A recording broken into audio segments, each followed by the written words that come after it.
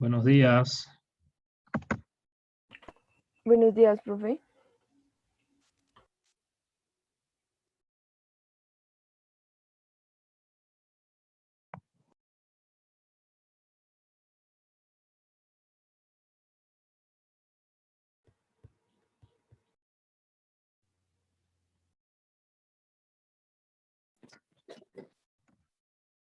Bueno, arrancamos. ¿Cómo les fue con la investigación?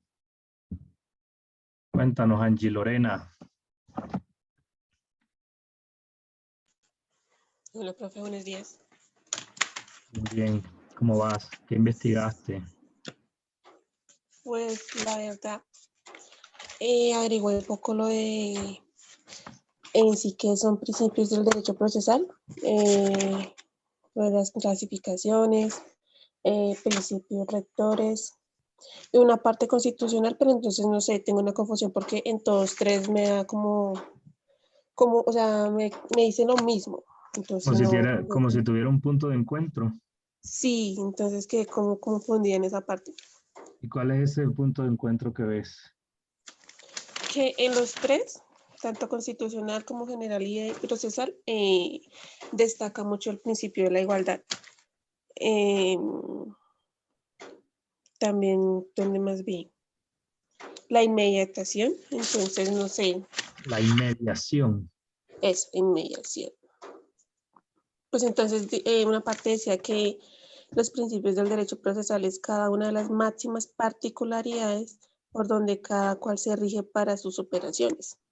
También decía que son lineamientos u orientaciones generales que inspiran el ordenamiento procesal. Pues entonces yo saqué unas características, entonces no sé. Pues igual yo tengo acá unas diapositivas que también estoy revisando, a ver si entiendo un poquito mejor. ¿Pero qué fue lo que entendiste?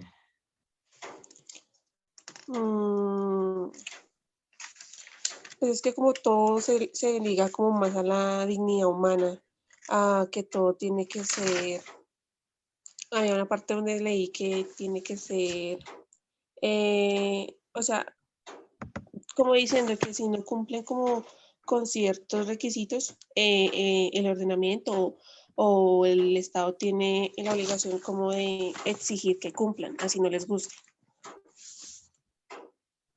Ok. Camilo Villarreal, cuéntanos, ¿qué averiguaste?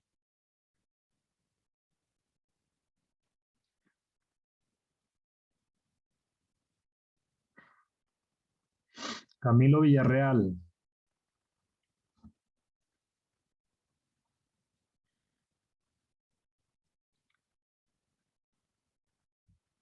Camilo Villarreal.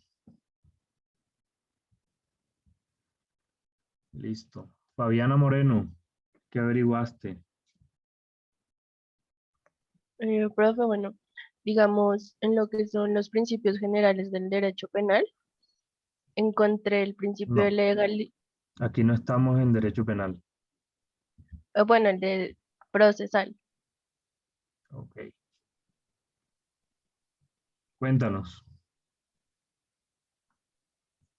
¿Me escucho? No que tiene el micrófono apagado. Jenny Sofía Cruz.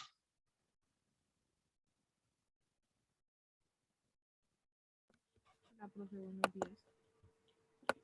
Alza un poco la voz, por favor, que no te escuchamos.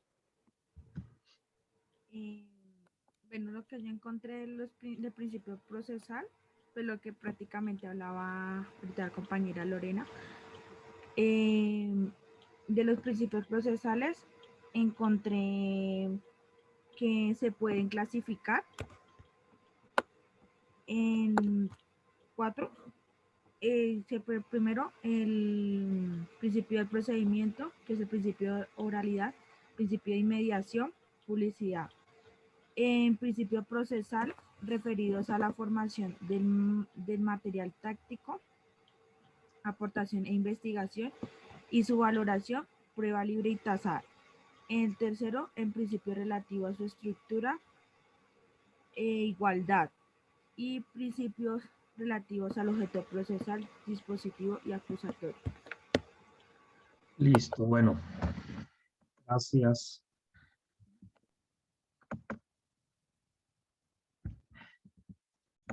¿Ya pueden ver mi pantalla?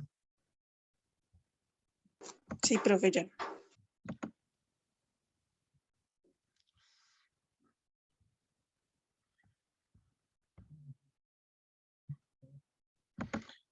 Bueno, miremos este decreto. ¿Están viendo mi pantalla? Sí.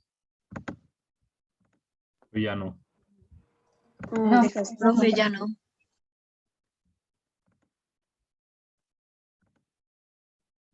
Ahora sí. Listo, miren, este es el decreto 333 de ayer. Sí, del 6 de abril de 2021.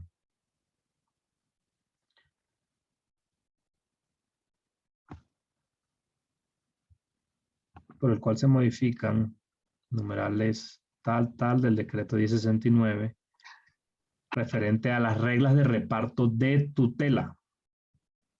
¿Sí? Entonces,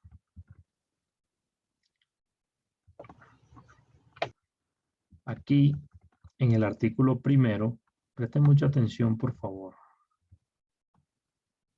En el artículo primero modifica un artículo del decreto 1069 que habla sobre el reparto de tutela. Aquí en el numeral 12, ¿sí? En el numeral 12 nos dice: las acciones de tutela dirigidas contra las actuaciones del presidente de la República, incluyendo las relacionadas con la seguridad nacional, así como las actuaciones administrativas, políticas, programas y estrategias del gobierno nacional, autoridades, organismos, consejos o entidades públicas relacionadas con la erradicación de cultivos ilícitos, serán repartidas para su conocimiento en primera instancia al Consejo de Estado. ¿Sí? Entonces, ¿qué vamos a hacer? Inmediatamente vamos a revisar los principios del derecho procesal y ustedes, esto en la primera sesión de la clase, y ustedes en una segunda sesión se reúnen en 2 grupos, 3 grupos, o los que quieran, los que consideren, y analizan este numeral de este artículo frente a los principios que acabamos de ver. ¿Estamos claros? Sí, profe. ¿Estamos claros? Listo. Entonces, iniciamos con los principios de teoría general del proceso. Ayer, ¿yo qué haría de ustedes? Ir mirando el artículo y viendo estos principios que vamos a ver y así tener una respuesta clara. El trabajo me lo entregan, por favor, a las 10 de la mañana. Ya les escribo al grupo el correo. ¿Les parece? Sí, señor. Entonces, tenemos 3 principios fundamentales, que es el debido proceso, el derecho a la defensa y el juez, y un principio de juez natural. ¿Sí? Todo esto está enmarcado en el artículo 29 de la Constitución que vimos ayer. Entonces, el debido proceso, como derecho fundamental, garantiza la efectividad de todos los procesos. Para todas las actuaciones del ser humano aplica en ella y es razón suficiente para que una decisión no se consolide cuando no se rige el debido proceso. ¿Sí? Hablábamos que los procesos están reglados por una normativa, y esa normativa como tal tiene formas, procedimientos, tiene términos. Repito, formas, procedimientos, términos. Ayer hablábamos de la cadena de custodia,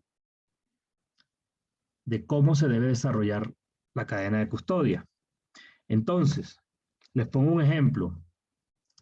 Si en un homicidio, para recoger los cartuchos de bala, Eso tiene un procedimiento muy específico. Se toma con una pinza especial el cartucho, se embala, se rotula y demás.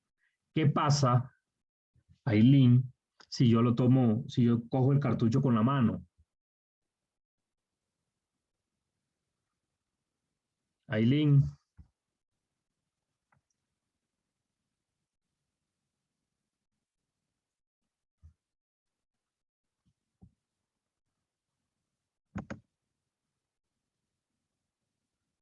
Angie Lorena, cuéntanos.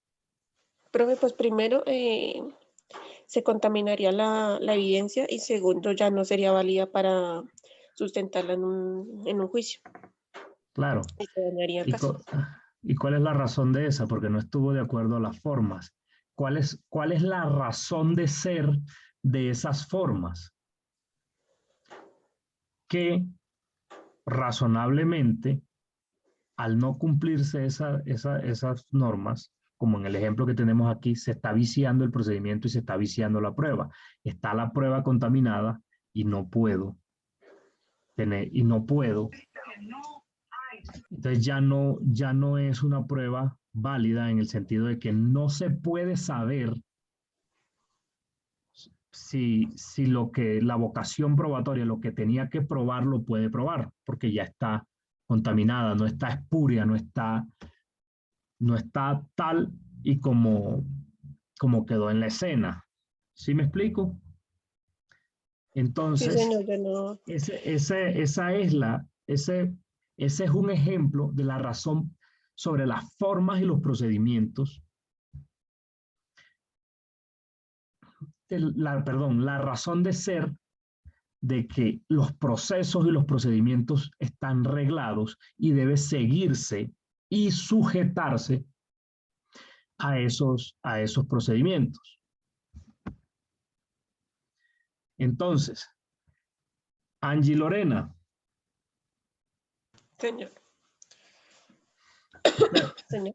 Usted ha visto en las películas, y creo que cuando las personas, gracias a Dios, a mí nunca me han capturado y espero que nunca pase así, que nunca me suceda, le dicen a la persona que tiene el derecho a guardar silencio, que todo lo que diga puede ser usado en su contra, que tiene derecho a un abogado. Si no puede contratar a un abogado, el Estado le proporcionará uno. ¿Qué consideras tú? ¿Cuál es la razón de ser de esa afirmación, de esa aseveración? Que ante todo, sea cual sea el delito por lo que lo esté teniendo, esa persona tiene sus derechos, entonces toca primero que todo, así él no las conozca, toca hacérselo saber. Pero ¿cuáles son sus derechos? El abogado, que si lo que tú dices Entonces, que... eso nos lleva a concluir que tenemos un derecho a la defensa, que esas garantías de las que hablábamos ayer, una de las garantías constitucionales, desde una óptica procesal, está el derecho a la defensa. El derecho a la defensa. Entonces, es, como lo tenemos aquí en la diapositiva, dice que consiste en que una parte tenga la oportunidad de oponerse a un acto realizado por la contraparte y a fin de verificar su regularidad, además de la garantía de la participación de los interlocutores en el discurso jurisdiccional, sobre todo para ejercer sus facultades de presentar argumentos y pruebas. De este modo, el derecho de defensa garantiza la posibilidad de concurrir al proceso, hacerse parte en el mismo, defenderse, presentar alegatos y pruebas.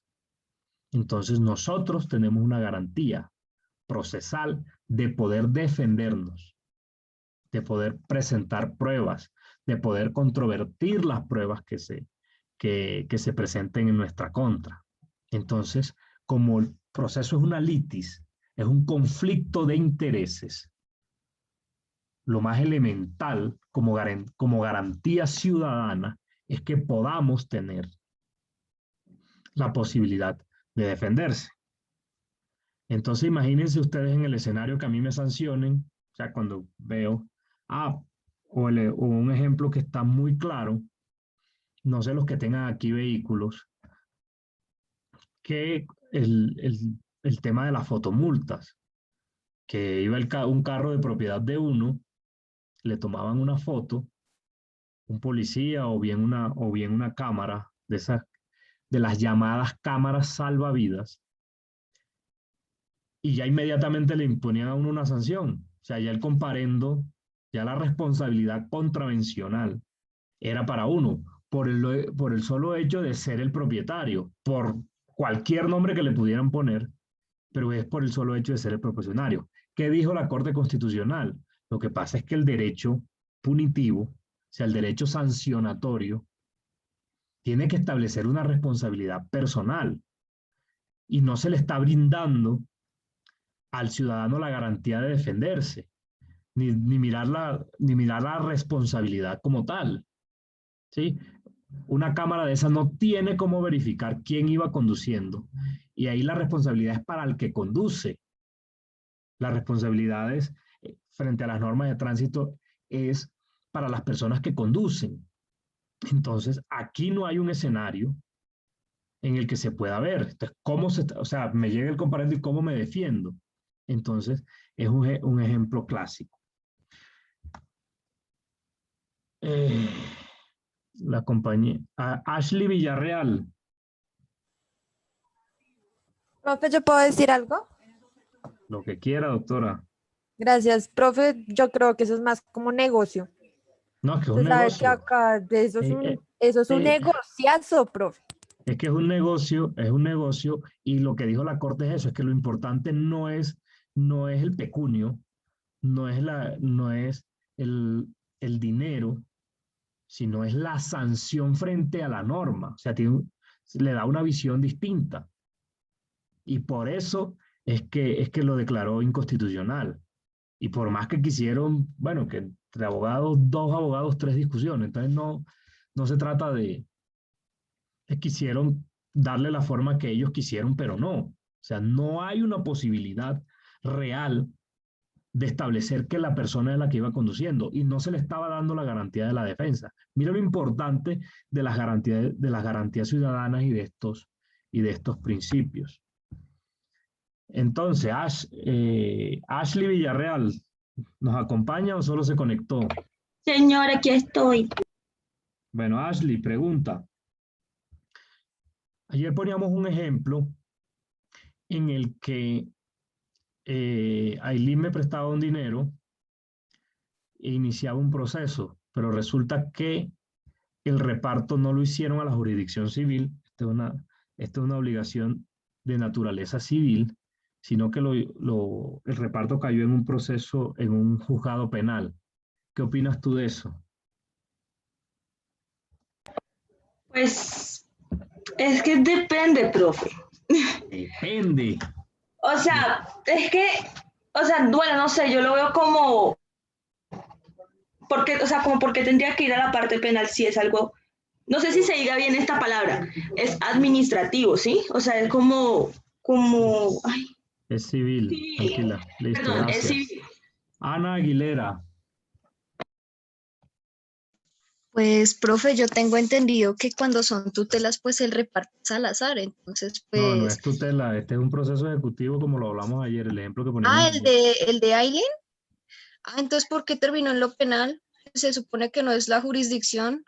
Entonces, claro, entonces, ahí entra el principio de juez natural, que según el citado artículo 29 de la Constitución, la ley le asigna el conocimiento de ciertos asuntos a un juez o tribunal competente para cumplir con el ejercicio del derecho constitucional de acceder a la justicia.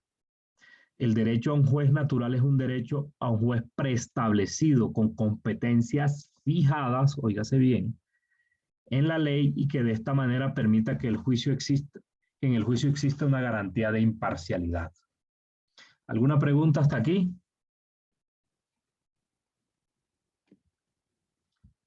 ¿Alguna pregunta hasta aquí? Profe, es que profe, hola, profe, ¿cómo estás? Profe, es que ¿cómo le explico? Explicando.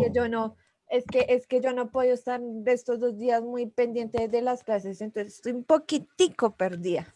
O sea que nos abandonaste. No, profe, lo que pasa O es sea, que tengo unas terapias, pero igualmente yo presto atención, profe, pero es que a veces me duelen mucho las terapias y me voy por allá para otro lado.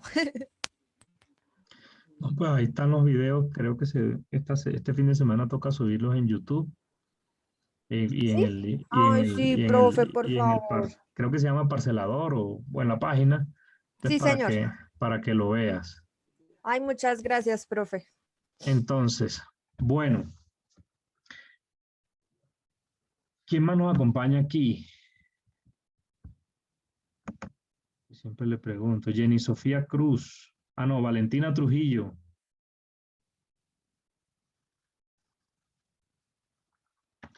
Valentina Trujillo. Señor profe, Recuérdanos lo que hablamos ayer sobre la tridivisión del poder. que se divide en las 3 ramas. Ay, ¿sí? Sí, ¿cuáles son? En la legislativa. eh, Ay, espere, profe. Ejecutiva, legislativa. Ah, no. ¿Sí? Sí, sí, señora. Ay, profe, es que yo dudo mucho de mí misma. Legislativa, ejecutiva y legislativa. Judicial. Eso, profe. Y eso era lo que hablábamos ayer. Recordemos sobre esos logros de la democracia, de que el poder emana del pueblo y existen funciones del Estado divididas en 3 ramas. Entonces hay un principio del derecho procesal, sí, que existe un carácter exclusivo y obligatorio de la función jurisdiccional. Sí, ¿esto qué quiere decir? Que solo puede ejercerla el Estado por conducto de los órganos establecidos para tal efecto. Y tiene 2 vías. Primero, que solo puede ejercerse por el Estado, como lo venimos hablando, y que todos los ciudadanos debemos someternos a esa jurisdicción. Entonces, miremos la importancia de ese logro democrático, de esa tridivisión del poder. ¿Alguna pregunta?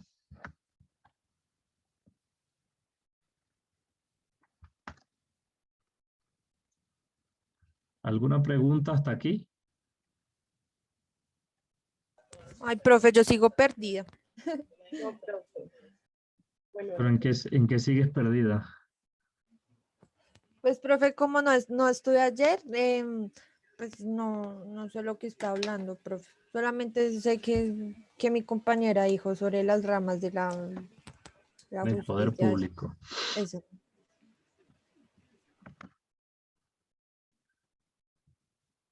Igualmente yo me pongo juiciosa a ver los videos, profe. No sé, no me convences.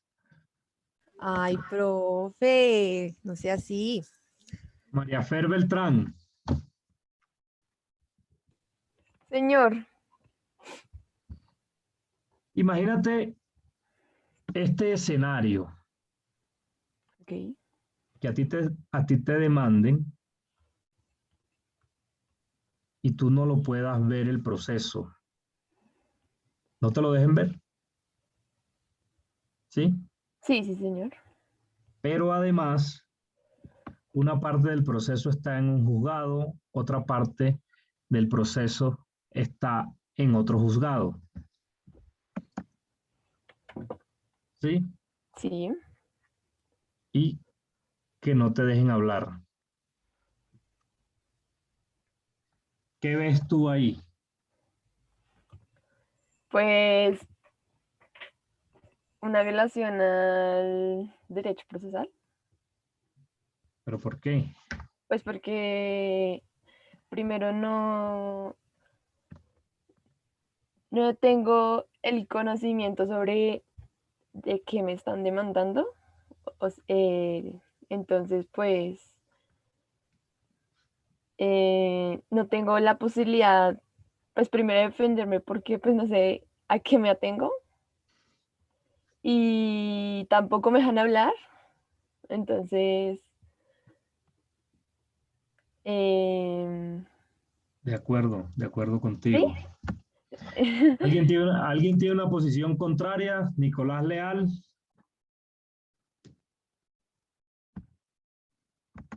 Aquí, Michelle, la teoría tripartita.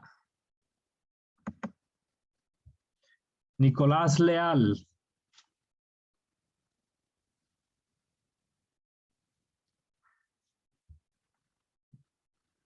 Michelle Muñoz, cuéntanos. Señor profe. La pregunta que le hicimos a María Fernanda. Está el proceso que no te lo dejan ver, pero dividido en varios juzgados, el mismo proceso. Y no te dejan hablar.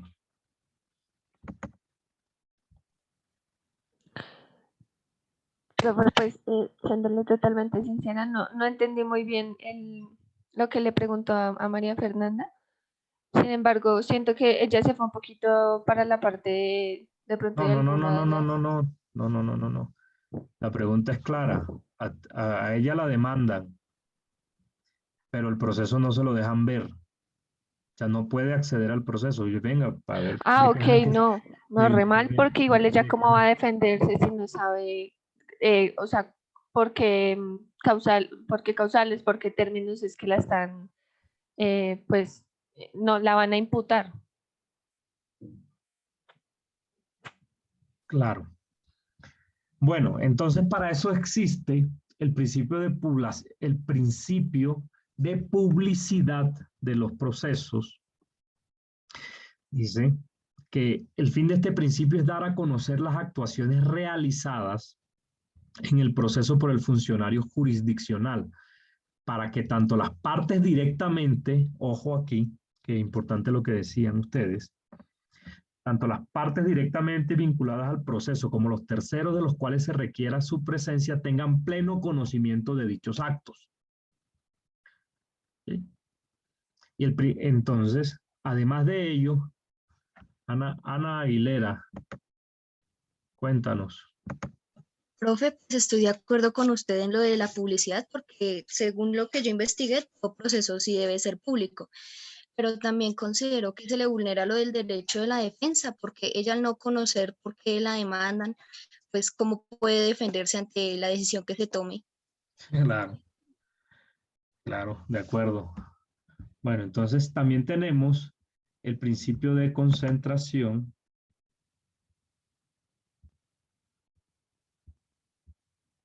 De acuerdo. Estamos todos de acuerdo. Entonces, tenemos el principio de concentración, ¿sí? Donde dice que los incidentes, excepciones y peticiones para ser resueltas en una misma sentencia, en el fallo de fondo, lo que permite tener una visión más compleja y perfecta del litigio. Propende reunir toda la actividad procesal en la menos cantidad posible de actos y evitar la dispersión, lo cual, por otra parte, contribuye a la aceleración del proceso. Entonces, el proceso debe estar concentrado en un solo lugar con los actos que estén reglados. O sea, no puede estar un proceso disperso, porque imagínense responder una cosa aquí y responder una cosa allá. Y como decíamos, el derecho procesal son formas, e instrumentos para llegar al fin último, que es la administración de justicia. Entonces está el principio de eventualidad, donde dice que determinados actos deben corresponder a determinado periodo, fuera del cual no pueden ser ejercidos, y si se ejecutan, no tienen valor. Entonces, ¿de qué se trata este principio de eventualidad? existe un periodo probatorio en el ejemplo que poníamos ayer al final de la clase. En todos los procesos existe un término para poner prueba, para presentar pruebas, pedir y presentar pruebas y controvertir las pruebas que se alleguen en contra. Pasado ese término, no se puede controvertir, porque entonces se volvería un desorden el proceso. Entonces, existen unos términos preclusivos, y ya lo veremos. Existen términos preclusivos para presentar la demanda. Hablábamos que para demandar un acto administrativo de contenido particular, tenemos 4 meses. Para iniciar una acción laboral, tenemos 3 años. Una acción de reparación directa, tenemos 2 años. Entonces, cada evento tiene su término. Y esos términos son preclusivos, perentorios, y tienen que respetarse. ¿Alguna pregunta hasta aquí?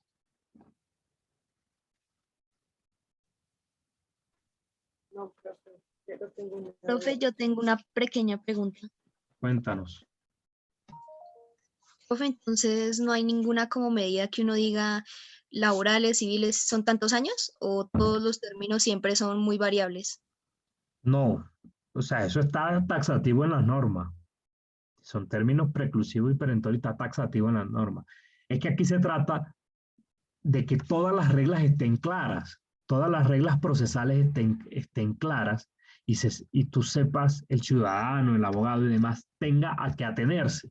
Sepa, perdón, a qué atenerse. Entonces tú sabes que si hoy te notifica un acto administrativo de contenido particular, tú tienes 4 meses desde ese día o desde el día siguiente para interponer una acción de nulidad y restablecimiento del derecho. Pero si a ti te lleva un carro, si tú vas caminando en la calle y un carro de la policía te atropella, tú desde ese mismo momento tienes 2 años para interponer una acción de reparación directa. Y además, si a ti te vulneran derechos laborales, tienes 3 años para iniciar la acción laboral y demás. ¿Sí está claro? Sí, profe, muchas gracias. ¿Alguna otra pregunta?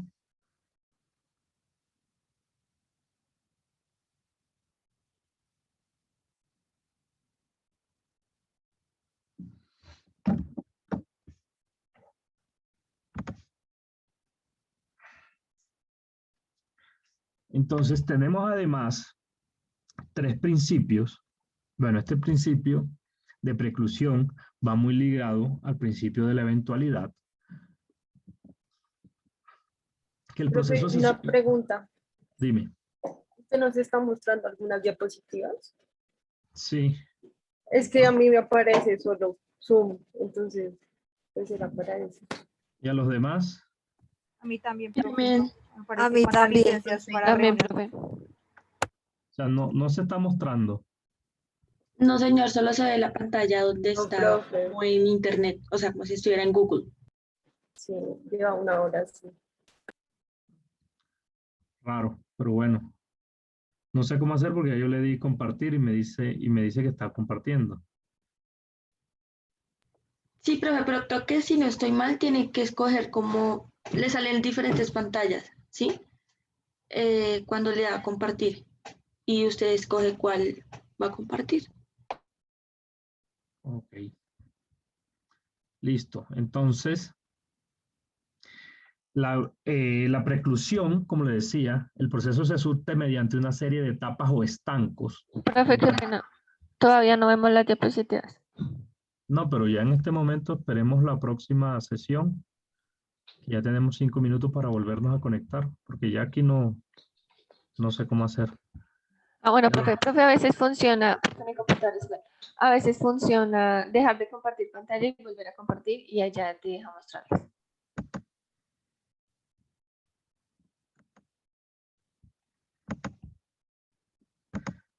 Ahora sí. Sí, Ahora sí, señora, ahora profe. sí. Ahora,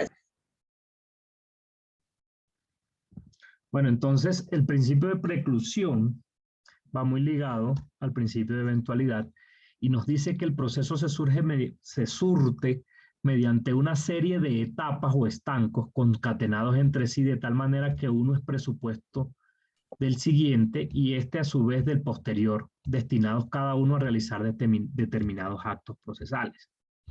Entonces, les explico muy rápidamente.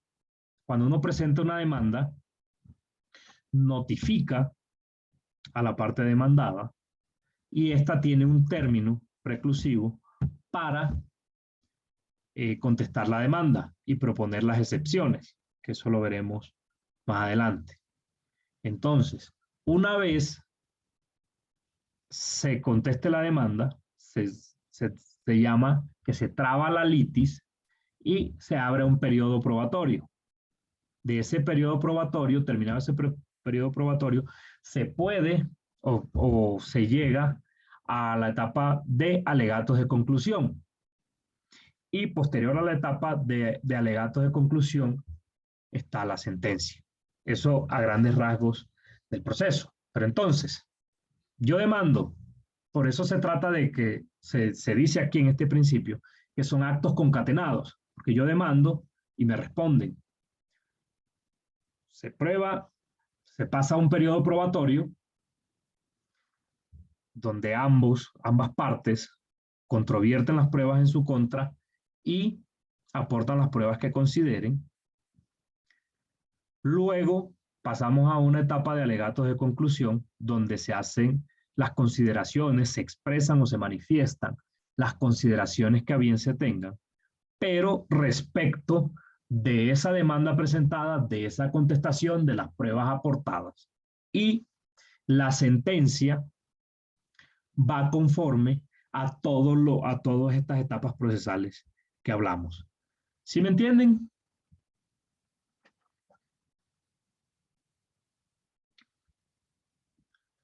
¿Hasta aquí alguna pregunta? No, profe. Listo, entonces nos desconectamos y nos volvemos a conectar enseguida. ¿Les parece? Ya voy a ir llamando al grupo la nueva sesión. Bueno, sí, señor. Bueno, profe, Bueno, señor. bendiciones.